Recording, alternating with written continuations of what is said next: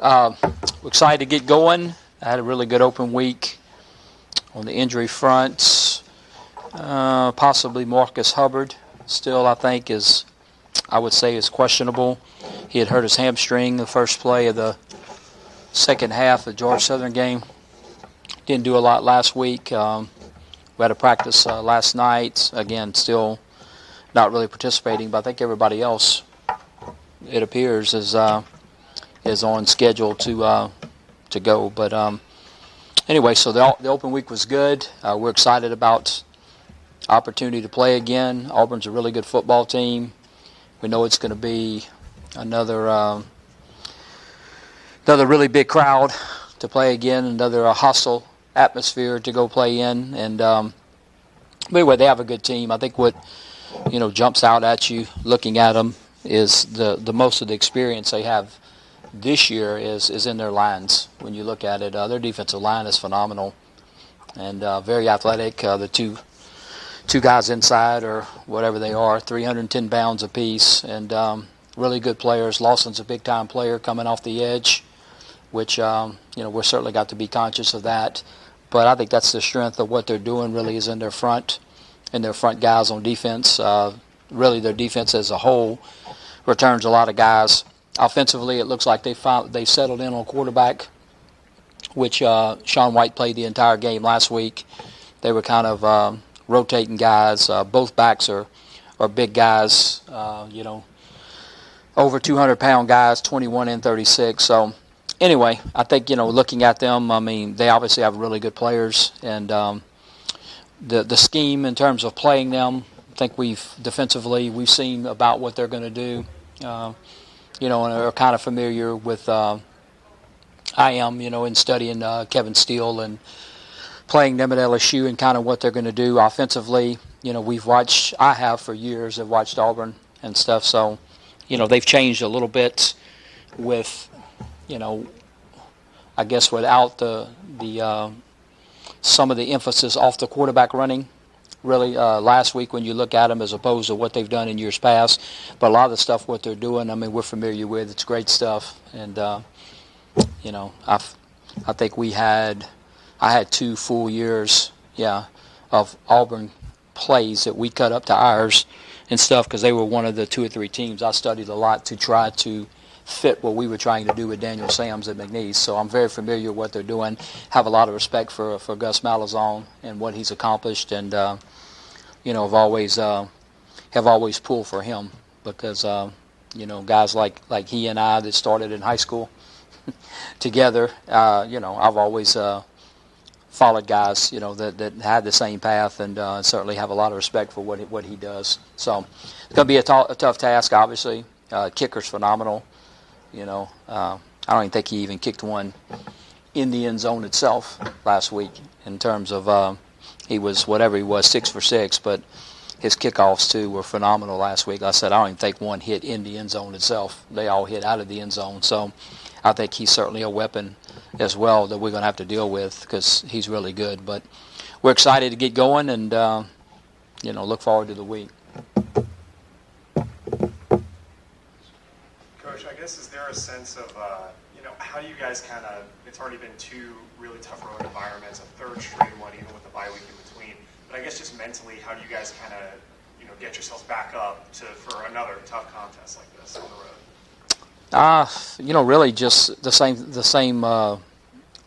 routine, the same everything we've done. I mean, I think they know it. I mean, I think they understand what we're getting into. I don't just sit there and talk at length about that. I think that when we talked last night at the team meeting, I mean, I think they understand, what kind of environment we're going to, what kind of challenge this is for us. But, it's like I've treated them all. I mean, it's a great opportunity for us. It's an opportunity game. I mean, it's an opportunity, for us to go play in front of, if they're full like they normally are, 87,000. It's their homecoming. It's whatever. So I mean, it's but yeah, I don't know necessarily how you prepare them mentally for that, other than just to approach it that way and to have fun with it, and hopefully go over there and get off to the same start, not necessarily in terms of score-wise, but the same mindset and the same urgency that we started the Georgia Southern game with. That's what we want to see.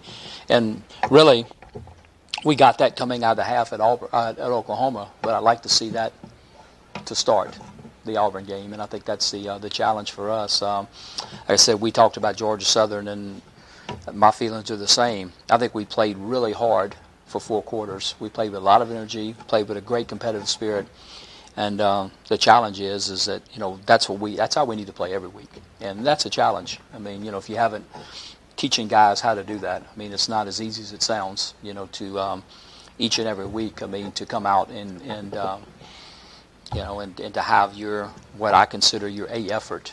Like I always tell players, you don't necessarily going to have it's hard each and every week to have an A+ performance, but you can have an A effort every week. And, you can have that competitive spirit can be at an A level every week. And, whether you throw every pass good or catch every pass or, maybe fumble the ball. I mean, those things are part of the game. But what you can bring every week is how you prepare and the energy you play with. That's your choice. That's our choice. And hopefully we can become more consistent with that. How well y'all did play at Georgia Southern? Is it almost, you almost wish you didn't have the bye week to go off of that, or is it almost a good thing the way that game ended? That's hard to say, really. And but the Georgia Southern game was a very physical game. We did play a lot of plays on defense. 88 plays is a lot, too much. But so it's probably good that we had some guys, that had a little bit of a breather. I think we had a pretty tough August camp.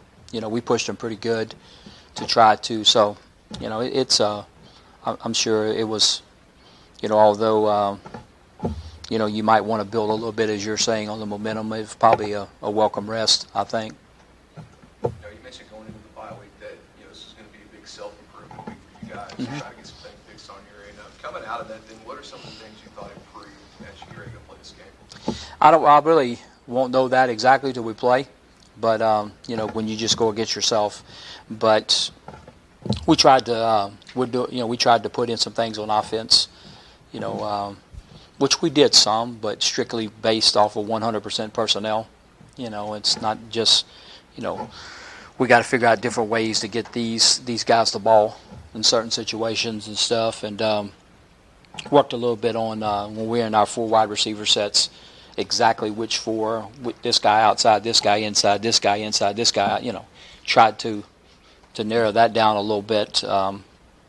So anyway, I think we'll be a little bit more set in terms of those things. Defensively, really, I mean, it's just, it's a matter of just being more consistent of what we're doing. And I think that what we did is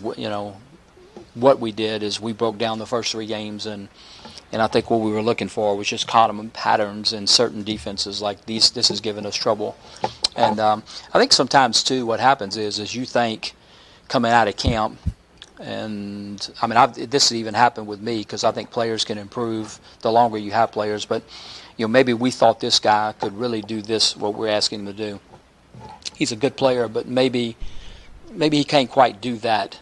But let's adjust the scheme a little bit to more to fit him because he's the best we got and he needs to be the guy playing, so to speak. So anyway, we went back and looked at that, and our defensive staff looked at it. I also looked at it, just trying, what are we asking these guys to do, and stuff. And not changing the defense, but maybe scaling a few things on what you're doing, because 3 games really can start to, it was 3 different kind of offenses really, but it can start to be a pattern where you're looking at it, and these calls right here are getting us in trouble on these downs, and stuff, and just try to maybe, I think defensively was more of eliminating a couple things.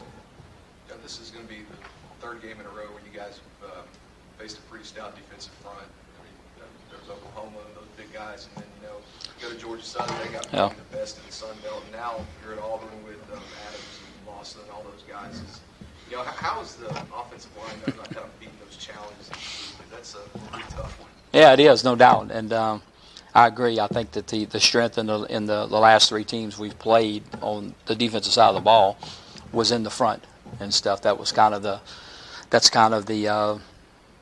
what do you say, the marquee guys, so to speak. That's the ones that are on the poster at the beginning of the year. It just so happen to be the front. But I think we're getting better on the offensive line, and I think that, certainly after we come out of this game and then hit conference games, well, I think it'll help us in the long run because we're playing against really good players.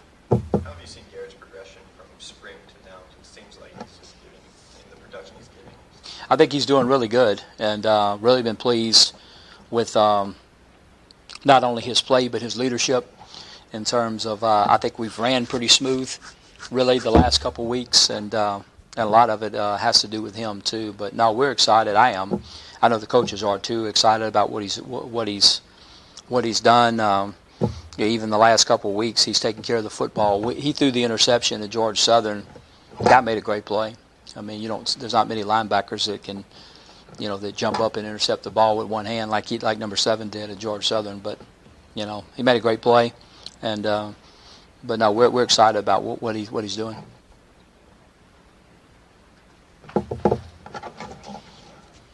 It's always going to, I haven't touched this earlier, but another hostile environment, another Power 5 opponent. Obviously, the goal is to win, but I mean, are there many goals that you're hoping your team can achieve within the game that you're looking for? Really the same what we do every week. I mean, what we ask them to do is to to play with great effort, to have a great competitive spirit, to we want to turn on the film and see that you're trying to do what you're being coached to do. And after that, that's all I really ask. That's all I've ever asked any team. And this is obviously a really good opponent, a really tough environment. But if we'll do those things, then I think that win or lose, we'll come out of the game and and we'll be better than we were the week before if we do those things. And that's what I always ask our teams to do. Your friendship with Les Miles goes back to 2005, and we talked about that before. And given what happened yesterday, I just kind of wanted to get your thoughts on LSU's decision to make a change there. Well, on the comment on the decision, though, I will say that I want to, which I sent him a text, but I certainly owe a lot to him, to Coach Miles. He was not only really good to me, but he was good to McNeese as a whole, and I think he was really, really good for Louisiana football. And I've said that, and I told him that when we played him in 2011. He's just done some really neat things, I think, through the years that have really promoted football in this state. And the neat thing about it is he didn't have to. And he's just done a lot of things. When you go back and look, I remember the first time we played him in whatever year that was, it's been 4 or 5 years ago, he came out and publicly made the comment that he told his team, and he told his whole fan base, LSU is not the winningest program over the last 20, 25 years in Louisiana. McNeese is. And I just thought that was really neat of him to say. It was accurate, and I do appreciate him saying that. It was accurate by 2 games, but nevertheless, I mean, coming out and saying things, and like I said, I thought he did a lot of really good things for the state, and because a guy in his position, I've always said that. I mean, Louisiana is, it's just a lot about relationships and people, being able to talk to other coaches and help other coaches, and he was great at it. Regardless if LSU won the national championship or what they did, he was the same guy when you saw him. He was always made it a point to come talk to us, and this last year, going in the satellite camps together, and and getting all the coaches together. But he's the kind of guy that could do that, because when we went to these camps this summer, yes, there's no doubt LSU was the biggest show that was there. It was their camp, but the way he treated us when we went there, and his staff treated us, which I always think was a reflection of him, was phenomenal. When you went there, just what they opened their arms to us, and hey, what do you need, and what do you think? And just walking over there after the Shreveport clinic, he made it a point to come over there, the Shreveport camp, which was the first one. He made it a point to come over there and say, hey, Matt, what do you think about the camp, and what do you think could be better for the next one? He doesn't have to do that, and there's a lot of things, like I said, that he did through the years that I appreciated. And as a guy, a young coach, and being from Louisiana and really respecting and wanting to promote football in Louisiana, I appreciate what he did, because I thought he went out and I thought he did it very, very well. not only did LSU win a bunch of games, but I think the way he carried himself and the way he treated other people, I thought was fantastic.